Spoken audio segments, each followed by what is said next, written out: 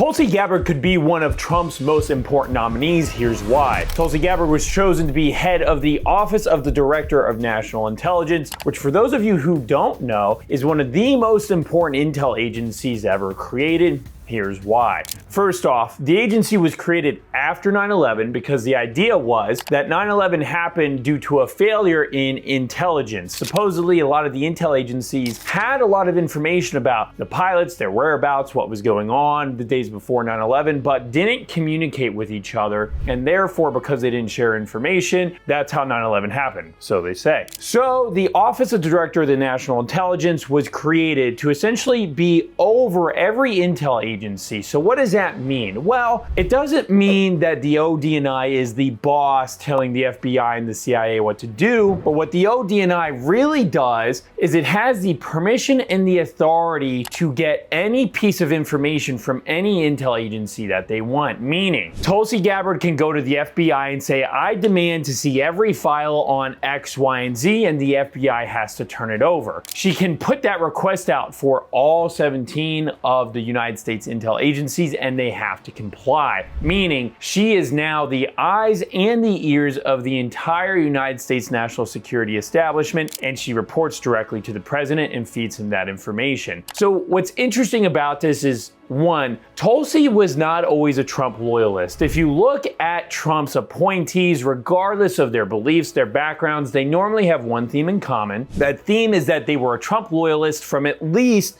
2016 onward. Tulsi doesn't fit that mold. In fact, she wasn't with Trump in 2016. She was actually kind of a Bernie supporter, and she ended up being a Bernie supporter all the way even through to 2020, and did not support Kamala Harris in the 2020 presidential primary on the Democratic side. Over time, became kind of a Democratic outcast. But here's what makes Tulsi Gabbard so neat. Much like RFK Jr., her becoming an outcast made her more relatable and more close to Trump than, say, some traditional Republicans like the Mitch McConnells and Paul Ryans of the world. Because you have to remember, one, Donald Trump actually was a Democrat in the 90s, but he went through an experience that not a lot of people have gone through, where you are part of the accepted class and then you turn around and reject all of that and find your own path. Remember, before he ran for president, everybody, Democratic or Republican, loved Donald Trump. It wasn't until he ran for president that really the media and all these establishment types really began to hate him. Tulsi Gabbard was very similar, a Democratic protege from the state of Hawaii. Tulsi Gabbard was well loved and well liked by the establishment as a whole, but her anti-war stance put her at odds with the Democratic Party, and she eventually ended up becoming a Republican and endorsing Donald Trump. So even though she was not always a Trump loyalist, she shared a lot of the Donald Trump framework for what it takes to be a cabinet position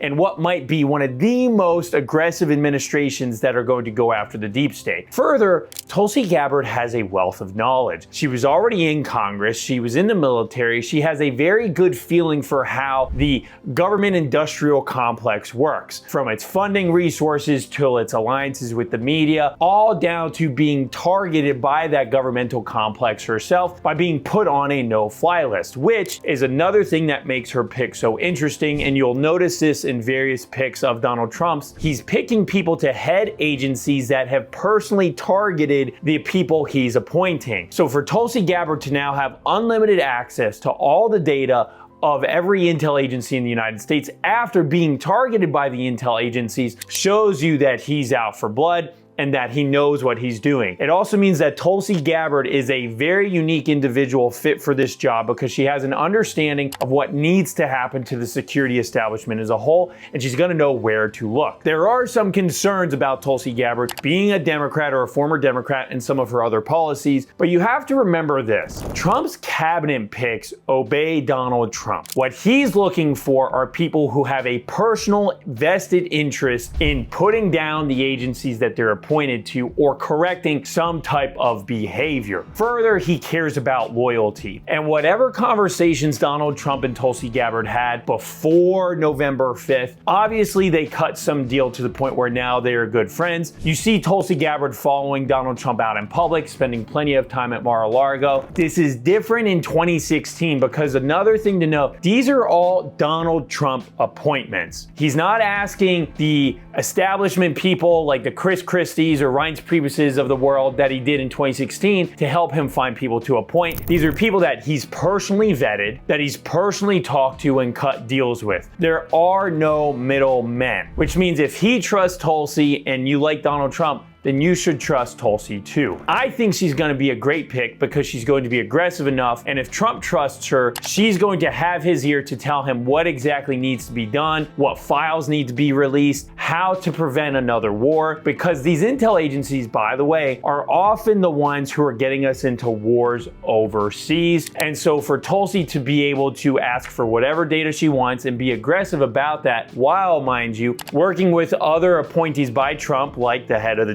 DOJ, the head of the FBI, the heads of the CIA, to gather that data will bring the intel agencies hopefully to kneel and stop whatever pro-war incentives they have or anti-American incentives they have to continue going forward.